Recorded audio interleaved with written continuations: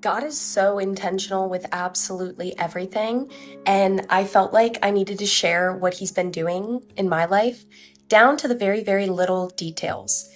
I'm at a summit in Seattle right now for Amazon, right? I'm one of the sellers on there, and on day one, I was like, I'm not meeting anyone I want to talk to. God, I just want to talk about you. And it's really hard because I'm on a work trip and I have to talk about work, but I really want to talk about you. Well, this guy cuts me in line for some sweatshirt thing that they were giving away.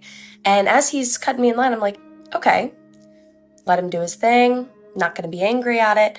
But unfortunately, I wear things on my face even when I don't say them out loud.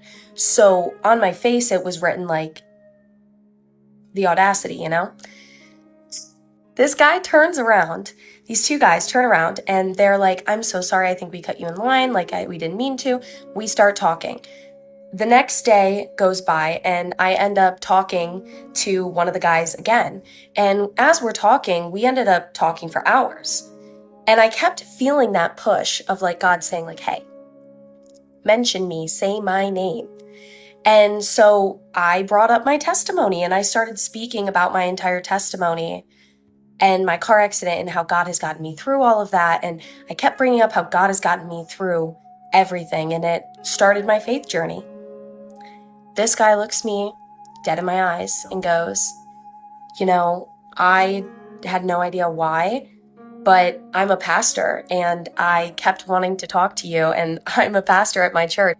Rude, it cut me off. Anyways, he's like, I'm a pastor at my church, and I don't really try to bring it up on work trips and stuff because then people are way less likely to talk to me.